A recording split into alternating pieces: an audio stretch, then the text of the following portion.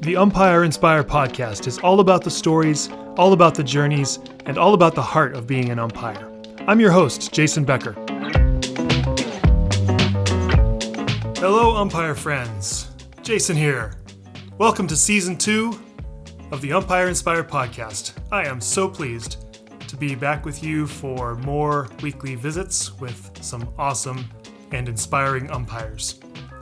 If you enjoyed Season 1, well, good news. Season 2 is more of the same. It's all about the stories, all about the journeys, and all about the heart of extraordinary and ordinary umpires all around the world. Thank you for listening.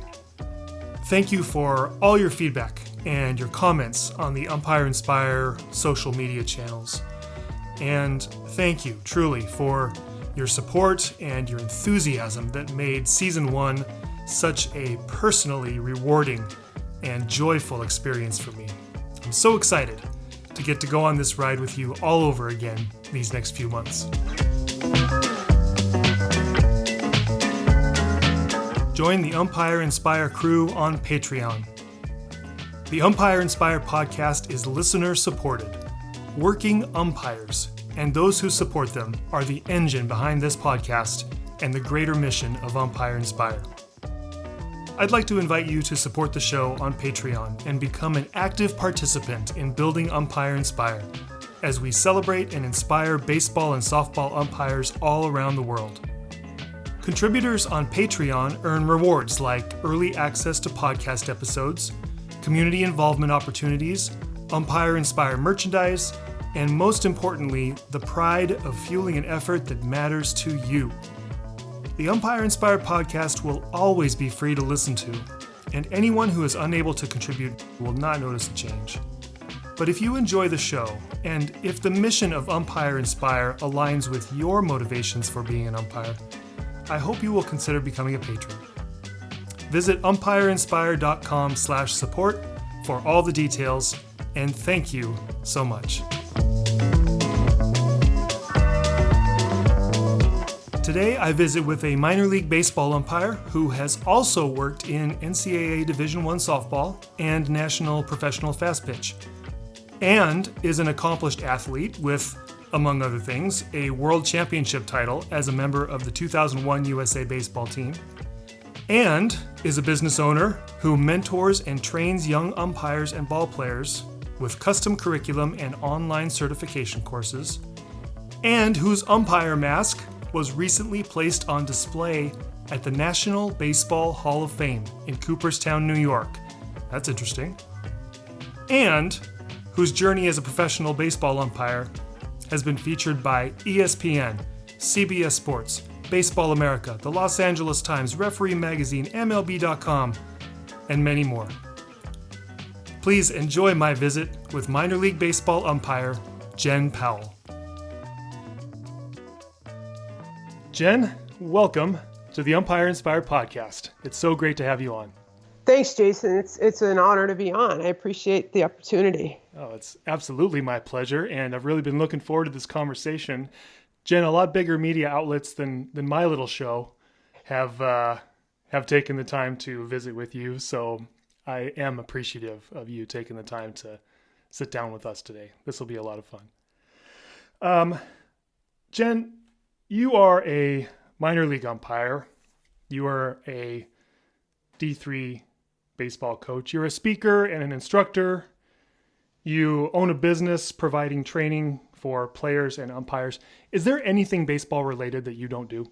No, I'm pretty much gung-ho with baseball. Have you ever been a play-by-play announcer? Have you ever been on a grounds crew? It would not surprise me if you were. No, those things are out of my area as of now. Well, never say never. No, it's been great getting to know you personally and becoming more familiar with your story. And so let's just dive right into it, Jen. Take me back, would you, to when you first made your decision to try and go pro, to try and become a professional umpire. What was your thought process? Where were you at, and how did that decision come to be for you? Well, I'd have to say it was eye-opening. for the moment that I was in at the time of my career. I had been working about 10 years in baseball and softball, and mostly at that point, I was focusing on NCAA Division I fast pitch. I was working in the Big Ten and a number of other conferences. I was getting selected to work postseason championships in the Atlantic 10 and Ivy League and Ohio Valley Conference, and then just was trying to learn, and I began attending some baseball clinics, some baseball umpire clinics, just to pick up on technique and things. And Rob Drake was having a clinic up in New York, in collaboration with the umpire chapter out of Endicott, New York, that I got started in. So I went out, and there was about 90 guys there, and me, and there was Ted Barrett and Lance Barrett and Rob Drake, and those were the MLB guys hosting the clinic in collaboration with the chapter. And Teddy saw me, and I was working the scissors back then, and I went to do my plate mechanics, and he was like, "Oh, your scissors?" And I was like, "Yeah." And he's like, "I can work with that. And so he gave me some pointers, and then a few months later, he got in touch with me, and I was at another baseball clinic down in Georgia, and that's where Teddy came up and invited me and said, why don't you try becoming a pro? Go to try the Major League Baseball Umpire Camp program, see if they like you." So Teddy invited me out, put me in touch with the umpire camp program that MLB has to offer, and I attended that August and tried out, and then that's when it became a reality to me that I could actually become a professional umpire. Now let me go back just a minute. So Ted says, "Hey Jen, you ought to think about going to professional umpire school." Yes. I mean, what's your reaction to a statement like that? Do you think to yourself, "Yeah, I have been thinking about that. That sounds like a pretty good deal," or "You got to be crazy"? Yeah, it was pretty much like, "Are you crazy?" Okay. But I mean, in that moment when he shared it to me, no, for 10 years I had been running around umpiring, and not a single person had ever said, and I had met like tons of people, traveling all over. No one had ever said it would be a good idea for me as a female to go to umpire school, and that's okay. I think that people in general just don't realize how far baseball has come. Professional baseball specifically has come as an equal employer, and Teddy knew firsthand. And he said, "No, it would be a good idea." He goes, "You wouldn't have any problems." He goes, "You're absolutely not going to have any problems. There's no way you'll have any problem." And I said, I kind of told him, "Well, if you weren't a minister, I might not believe you." So he could be trusted to a point, you think? I did. I felt like that was the higher power, that I would, umpire gods and ministers. I think they're all, you got to respect them. So I believed him, and he said, "The worst thing you could do is just have a bad experience." I said, "You're right. I'm going to go." So I found out when the next clinic was available that I could get to, and I drove to Ohio, and I tried out in Cincinnati in August 2015, and they invited me back for mini pro camp with 32 other candidates, or 31 others. There was 32 total, and that was down in Fort Myers, Florida in December. I earned a scholarship from that with 7 other umpire prospects, and 2 days later we were heading to umpire school in Vero Beach. Wow, so, you went right into it. Right. 2016 now, you're in umpire school and the advanced course. Okay. Yep. And tell me how that went for you. What were the things that the instructors and evaluators noticed about you that week, do you think, that made them decide to move you along to the advanced course? I can tell you that I took all my reps and I passed all my exams. We have 17 exams over the weeks that we're there. And I hustled and I kept fixing the things that they told me to fix before, my next go around. And I just listened and worked so hard, and they moved me along to advanced course. So on season 1 of the show, I talked to a couple of big league guys, Dale Scott, Trip Gibson, and they were able to tell me about their call up to the bigs when they got that notification, when they learned that they were going to be a major league umpire.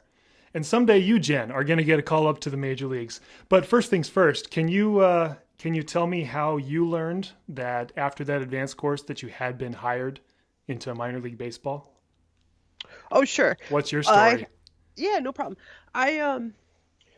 I was placed out of umpire school in the Coastal Plains League initially, and I stayed down at Dodgertown to continue to work spring training at Dodgertown, which is now the Jackie Robinson Training Center, and to just keep working. And I got a call like maybe 2 weeks later that, there were 3 jobs open and would you like to have one, basically. And I completely freaked out. And yeah.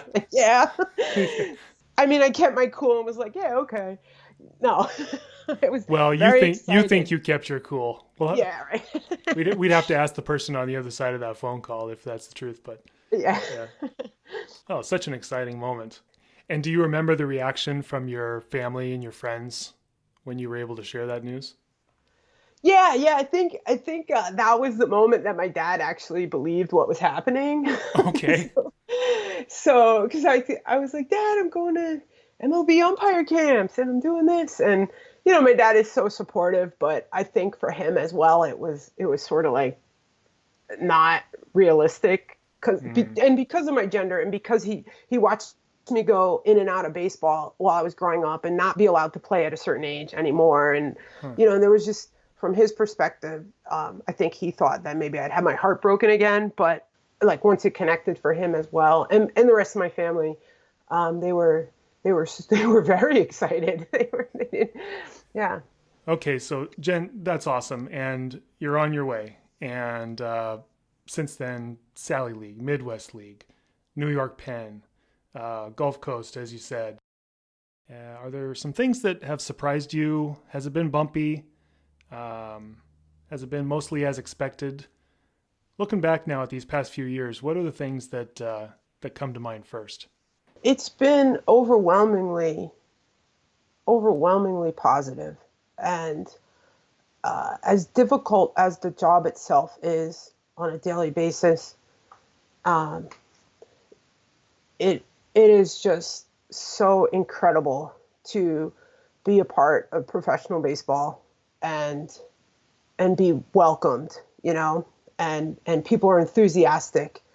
There are so many general managers and of teams in all the leagues, and players and managers and assistant coaches like the pitching coaches or whoever, the trainers. Just there's been so many people in baseball along my journey who have expressed just that they have a daughter as well that may be my age or younger or older, and they're just seeing something with me being in uniform out there, having earned my position, seeing something very inspiring. And I believe that they want that for their own daughters or wives or sisters. And it's just amazing. I know it wasn't always that way. And when I work in amateur ball, sometimes it's not always that way. So it's so refreshing. And I'm very humbled every time I think about this opportunity, how special it is. I'm very humbled that I am living it. Yeah. I do have a few more questions specifically related to being a female umpire in the minor leagues, and I want to get to those a little bit later and right. maybe talk about a little bit about the history Just preparing for this interview with you, Jen, I've actually learned a lot about the history of professional female umpires, and it's been very cool. But before we get to that, I want to just talk a little bit more about, you mentioned your dad, and so many umpires that I visit with have a strong support network at home, and we've all got umpire mentors that got us to where we are today, whether it's somebody like me as an amateur umpire or somebody like you working your way towards the big leagues. Can you tell me about some of the, maybe just a couple of the key people along the way that have helped you become a successful umpire? Oh, sure. In college softball and travel baseball softball as well.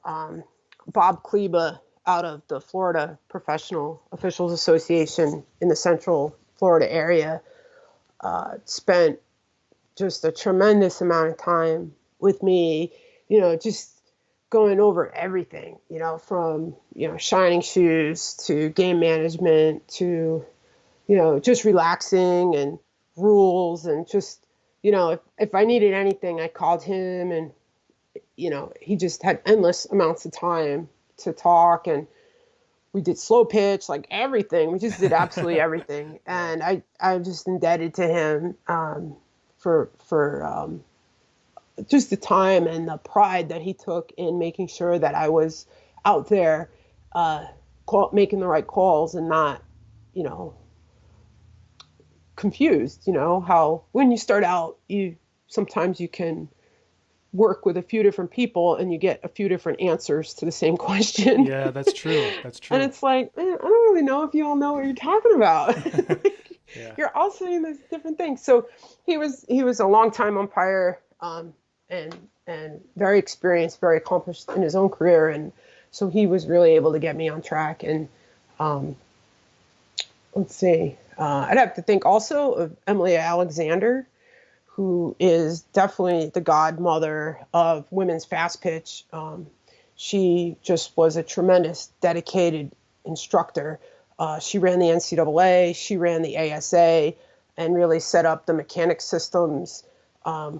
Was in touch with Jim Evans over the years with setting up mechanic systems, worked the Olympics, and just her endless giving to, every question that I ever had in the times that I, had the opportunity to rub shoulders with her was just invaluable. And she also taught me a lot about just navigating a game with, even in softball, there's still very few women that umpire. More or less, you're usually working with a male partner as well. And she gave me a lot of tips on just staying confident and being a good partner and not worrying about my gender. And that's coming from a woman who also was the only woman to ever work men's major fast pitch, national championship for men's major. So for me, she was a huge role model. And then the third person would be Kathy Strom, who also was an Olympic umpire, and also ran the NCAA and also ran the Big Ten Women's Conference. And she really just has this amazing personality, is very bold, and is great with teaching men and women how to work together, and really helped set up the NCAA and the Big Ten umpire system so that people could just, if you guys can't get along, then you're not working here, basically. So, look out for each other and just be a basic good human being when you're out there. Yeah. Protect your partner, all that. So yeah, those three would definitely be the biggest influence on my life, my umpire life. Jen, you have had the good fortune, I'm sure, of knowing and working with a lot of great umpires, either as partners in the different minor leagues you've worked with, or maybe coming up through school. Specifically in regards to minor league umpires, what are a few qualities of a minor league umpire that the really great ones have in common, in your opinion? Oh, geez, this is awesome. This is a great question. Well, Yeah, this is great because it's an easy one to answer. The great minor league umpires that I've either met with and maybe haven't gotten on the field with, but rubbed shoulders with, or have gotten on the field with in spring training, have always been open and giving. So you have a question for them, they're going to give you the right answer. Do you understand it? Let me show you this. Let me show you that. And they're just positive, and they're just there to be, 100% for their partners, so that we are a great crew out there. I notice also that they have a great sense of humor, and you got to be able to laugh while you're out there and have a good time. So it's really neat to be able to share jokes and like keep things light under the difficult pressure that we're under and the scrutiny that we're under every pitch, every play, and not get like down, not like take yourself out of the game, right? But you got to pull each other along, keep the humor going. And I think another great quality that I've noticed with minor league umpires is that we like to hit the gym. So I have a lot in common with a lot of my friends, working out and just, talking about dieting and, just all kinds of lifting techniques or working on forearms, things like that. Just in the conversations that I've been lucky enough to have with some minor league guys, that's been a surprise for me. Just I'm not surprised by the dedication to physical fitness, but the demanding nature of being a minor league umpire, like speed on the field and just stamina to get through the long games and to get through the travel. I guess if I would have thought about it for a minute, I could have guessed those things, but hearing some of those stories and just what it takes to really excel on a minor league ball field, that's been really interesting and great to hear about. Yeah, you got to keep healthy lifestyle, healthy body, healthy mind, and then, healthy relationships. And otherwise you're just not going to make it. Yeah. At any level, right? Right. Oh yeah, for sure. Right. Let me pivot just a little bit right now, Jen, because that leads us to a different aspect of who you are. And that's not only as an umpire, but as a decorated player with a long history of playing ball, as a coach. Tell me a little bit about what that unique combination means for you as an umpire. What does it do for you to be not only an umpire, but also a coach and a player? Does that help you when you're working games? Yeah, for sure. It definitely helps me with anticipating, what could possibly happen here. Difference, just when there's a runner on first, now all of a sudden you have a whole array of things that could happen. You could have a hit and run, a bunt and run, a bunt, the guy stealing, we could have a balk now. Like all of a sudden a lot of the game within the game just unfolds. And just having player experience and coaching experience, it's really great to be able to put myself as the umpire into the hitter's shoes or the coach's shoes, because I know where they're coming from if they want to know why I called what I called on something. And I think it helps me with game management, because I also have been on their side and know how I just know where they're coming from because I've been there. And I think if I only had ever only umpired and didn't have those other two aspects or perspectives, I would feel not really as complete. I can relate, Jen, on a much smaller, more local level, because there have been many years in my life where I've been coach, player, and umpire. And so I think I understand. In fact, my family knows it as the dad trifecta. Oh, that's great. Yeah, the dad trifecta was when I played, coached, and umpired a game in a 24-hour period. Oh, that's amazing. Way to go. That kind of shows you what my poor dear wife is up against here. Oh my goodness. But no, she was always very supportive. But the kids started calling that the dad trifecta when dad was just always out on a field for one reason or another. But you're right, it totally helps. And furthermore, as we've talked about, both of us being catchers, now you've got a little deeper relationship. You're seeing strikes from a couple different angles now. So that's got to help you on the field a little bit too, doesn't it? Yeah. Again, for me, it comes back to just not being afraid of that ball coming at you, and not flinching, and not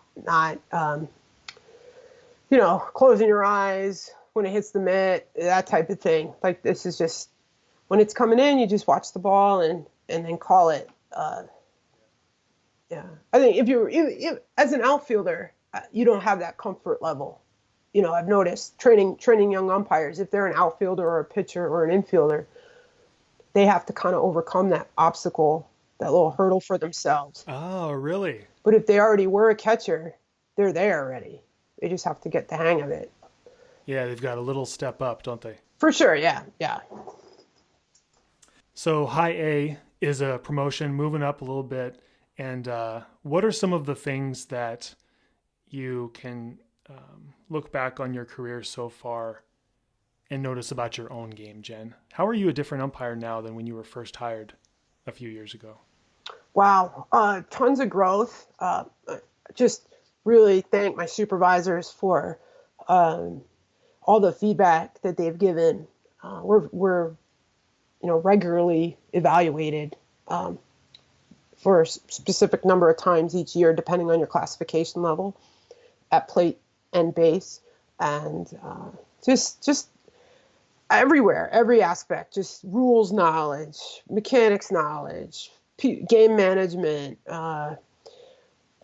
history of the game, you just name it, like everything. Yeah. I've just been immersed in this culture and been soaking it all up and trying to get better every day. And it's been just an awesome process. So, and you know what? It never ends.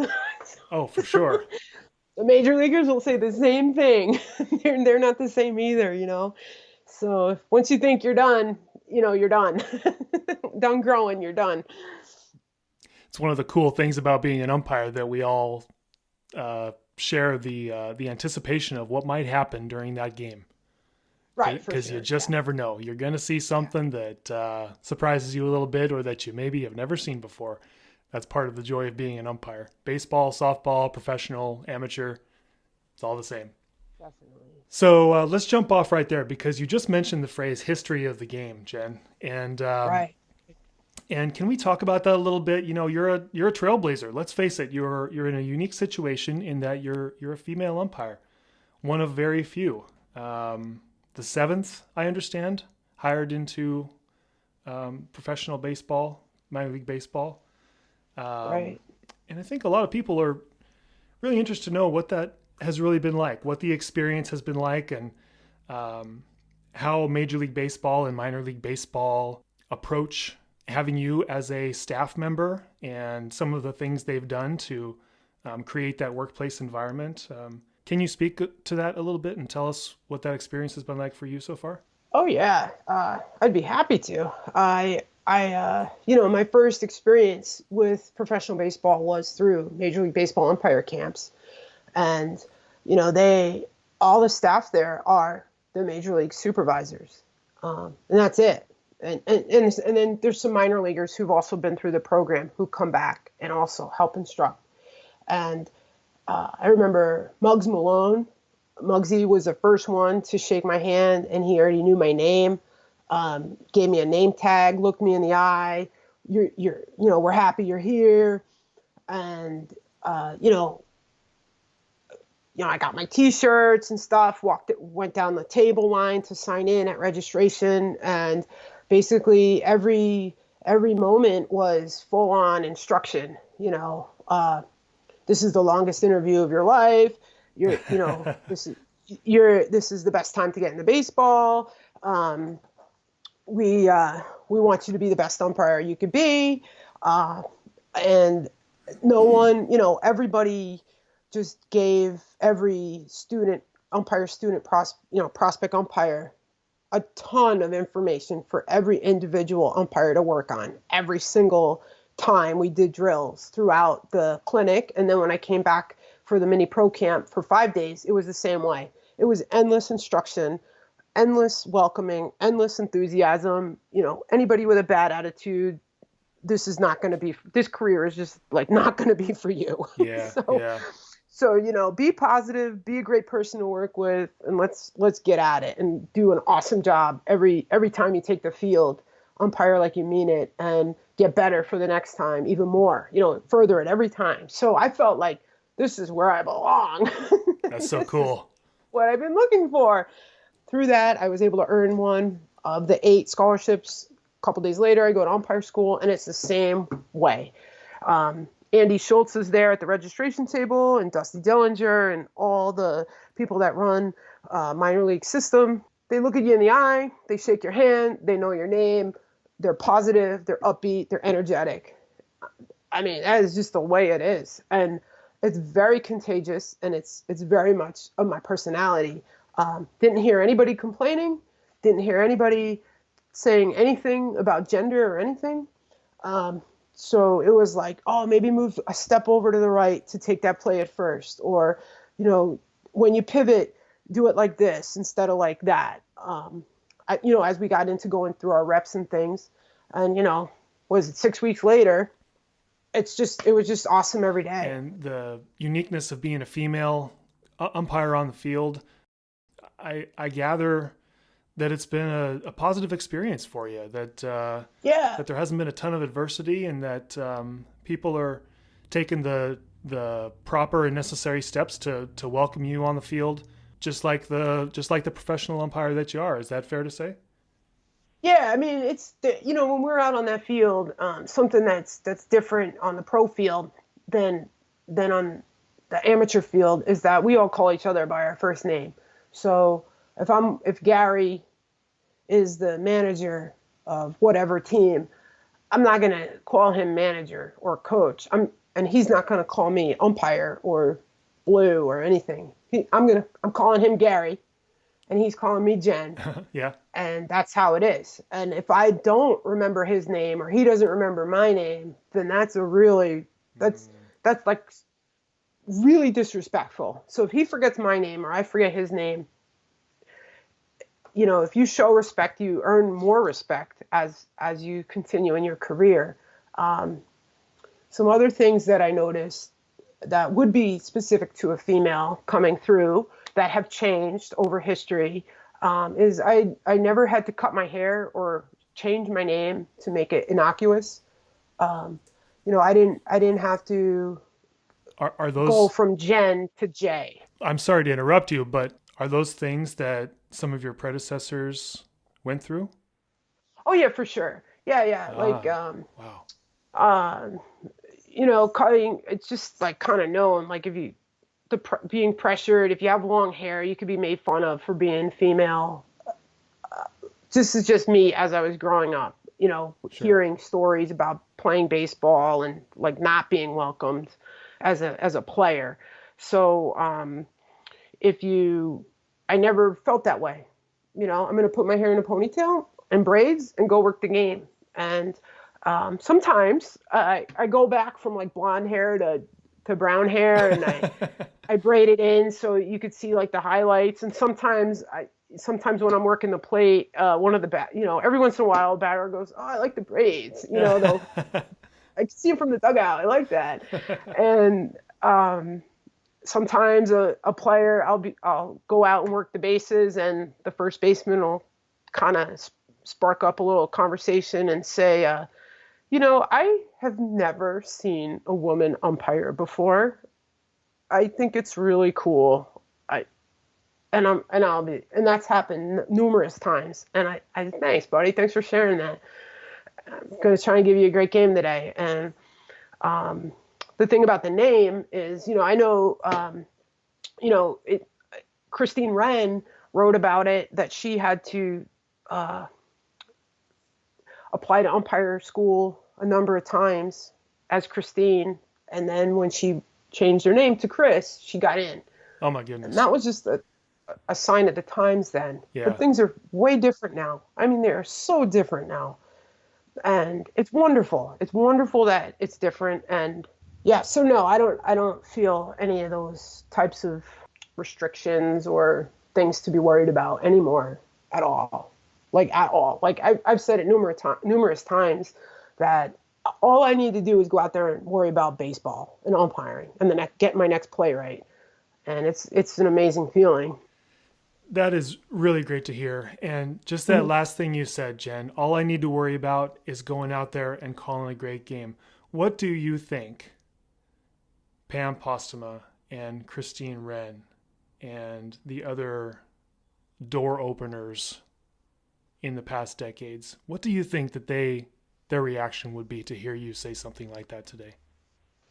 I think that they would feel an enormous sense of relief that the time and energy and work that they had put in to move us forward was worth it. And I am so grateful to each and every one of them. They really took the front load. They did the backbreaking work to fight for equality. And Pam, getting to AAA clearly was a phenomenal umpire. Yeah. So you can't really fake it. You can't fake it that long. You know what I mean? No doubt about that. So yeah, so I just feel just indebted to her and Chris and Teresa Cox and Rhea and Shauna Cook is another umpire that came before me, and just they're just amazing people to have fought that fight. And that's so cool to hear, Jen. And in your own way, you are pushing that effort forward. And but the best thing you can do, you'll agree with this, is to go out there, hustle, work hard, call a great game. Well, Jen, we started our conversation today by listing approximately 27 baseball-related things that you were involved with. And I want to hear a little bit more about the business side of some of the things that you're passionate about.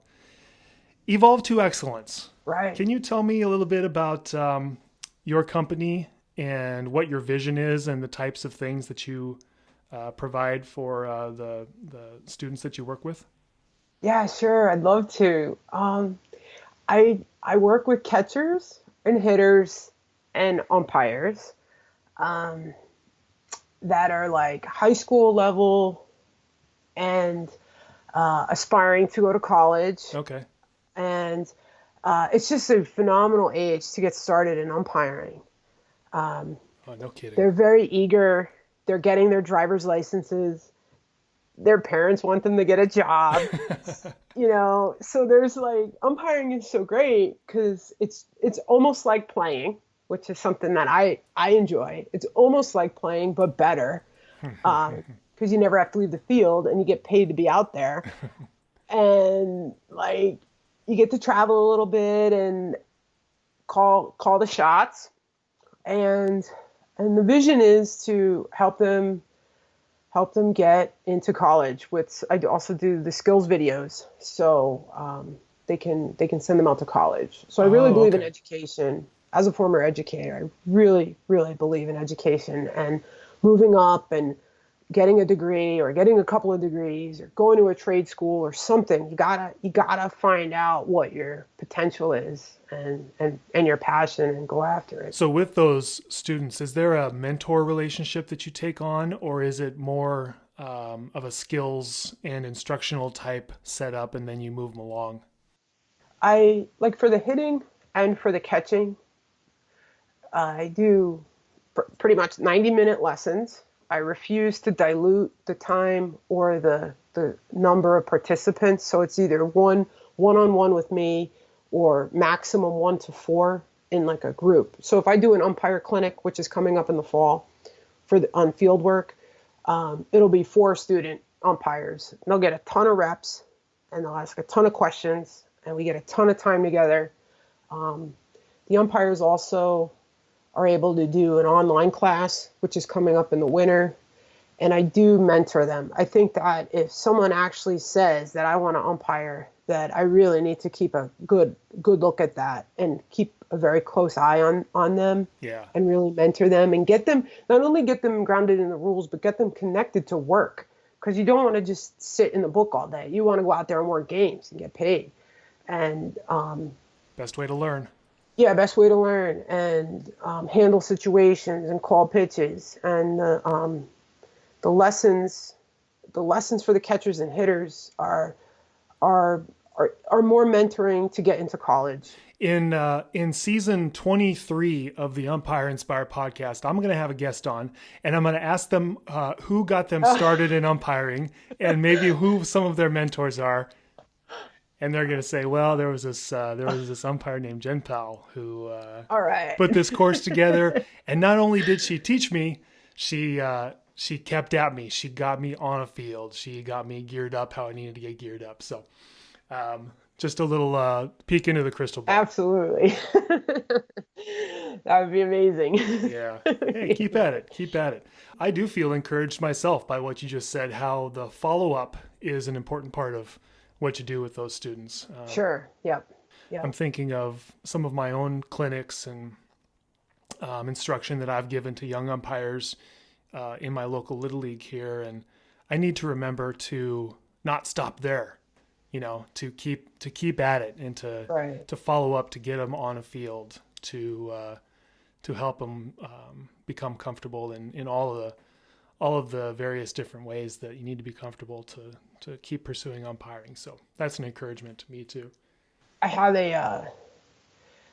like a bittersweet experience motivating me with this as an umpire.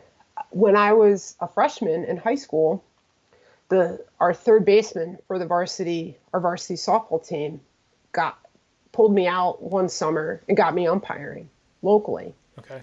But she was a senior and I was a freshman. So she had the driver's license. And this was like a zillion years ago. So there were no cell phones.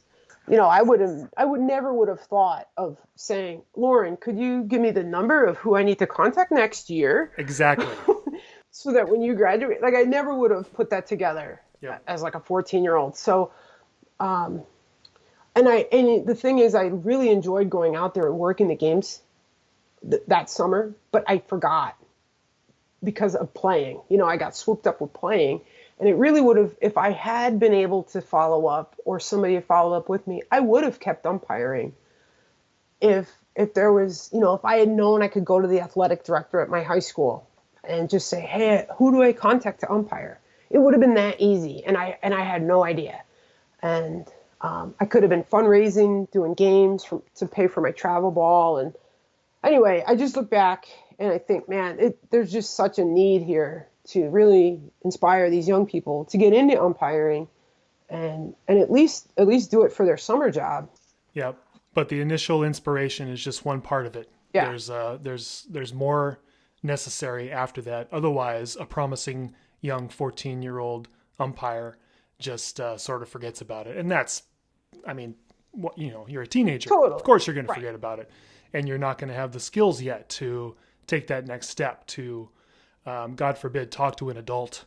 Right. It's just not even on the radar for that age level. So we got to look out for him, and get him involved. And so it's very promising if you show that weird DNA for umpiring young age. It's a good way to describe it. Weird DNA. We've all got a little bit of that. How does this happen? That's an encouragement for me, no doubt. And also for you, dear listeners. I hope you take note of that. Let's take it as an encouragement to take that next step with the young umpires that we run across in our careers and in our leagues and districts. Well, Jen, we're going to wrap this up here. We've covered so much, and I'm so appreciative of your time and for sharing a little bit about what it's like to be a minor league umpire, and more specifically in your case, to be a female minor league umpire. It's really inspiring to hear what your journey's been like so far. Definitely be rooting for you and cheering for you as we go forward.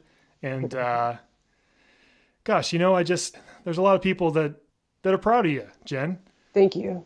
Bob Kleba, Emily Alexander, Kathy Strom, your mentors coming up, the female umpires that preceded you, Pam and Chris and Teresa and Rhea, Emma, who's also a minor league umpire alongside you right now, right, who's taking this same journey, who's on the same journey that you're on right now. And you're an inspiring person to talk to. And I'm very happy to have had the opportunity.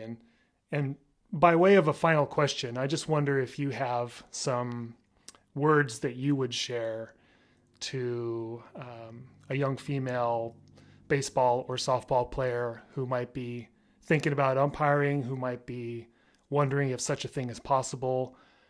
What would you tell that person who is considering following in your footsteps? Well, I'd tell them that the trail has been blazed wide open, and just get passionate about what you love doing, whether it's playing or umpiring or coaching. Get passionate about it, get education in it, raise your game, raise your IQ, your baseball or softball IQ, and put in the work. Get the work in. Don't sit on the couch. You got to get out there and you got to get your reps in and you got to learn and experience the game and get good. Get really, really good, and you will go really, really far. Awesome. Well said. Thank you for having me, Jason. This has really been a pleasure. Thank you so much. Jen, thank you. I look forward to seeing you on a field soon. All right. I'll see you out there. Well, there you have it. It was an honor and a privilege to visit with Jen, and I hope that you enjoyed hearing a little bit about her journey in professional baseball. You can get to know a little more about Jen and all the ways that she teaches and mentors young umpires and ball players at her website. It is evolve2excellence.com, and that's a number 2 in there, by the way. So evolve2excellence.com. And I know that in 2021, you will be joining me in following Jen's journey in minor league baseball and cheering hard for her as she continues to make her way towards Major League Baseball. Thank you for listening and for sharing our show with your umpire friends who you think might enjoy listening as well. And I will see you next week on the Umpire Inspire podcast.